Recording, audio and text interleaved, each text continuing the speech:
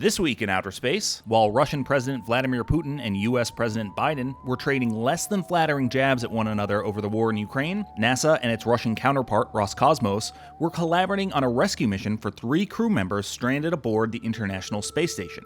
U.S. astronaut Frank Rubio and cosmonauts Dmitry Petelin and Sergey Prokopyev were originally scheduled to return to Earth in the Russian Soyuz MS-22. But a microscopic leak in MS-22's cooling system, believed to be caused by a tiny meteorite impact, put the kibosh on those plans. But after rearranging some of the launch schedule, the Soyuz MS-23 was launched on Thursday to provide a replacement return capsule. If all goes well, Rubio, Petelin, and Prokopyev will splash down sometime in March.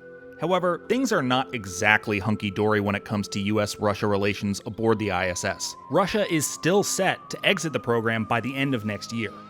Further out in deep space, we've got a pair of black hole updates. First up, a supermassive black hole at the center of our galaxy appears to be slurping up a giant dust cloud orbiting around it, and way out 7.5 billion light-years away, a runaway black hole appears to have been flung from the center of a dwarf galaxy known as RCP-28. According to one of the authors of the study that discovered the anomaly, the possibility of a black hole being ejected from a galaxy has been theorized for decades, but this is the first time one has been, quote, unambiguously observed. Turning back to the third rock from the sun, NASA has announced 5 new missions to study the progression and effects of climate change. NASA has a long history of climate research, and new instruments launched into orbit will monitor everything from sandstorms to melting ice caps within a margin of less than half an inch. And finally, a Japanese space tourism startup announced that it will start offering trips 15 miles above the Earth's surface for a fraction of the price of the likes of Virgin Galactic and Blue Origin. But instead of rockets, these not-quite space tours are going to be powered by balloons.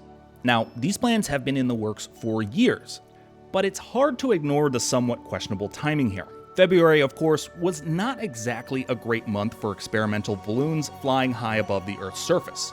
And while these flights would presumably be closely monitored and sanctioned by the appropriate authorities, it's gonna be interesting to see how many people are lined up for the $180,000 trips when they launch later this year.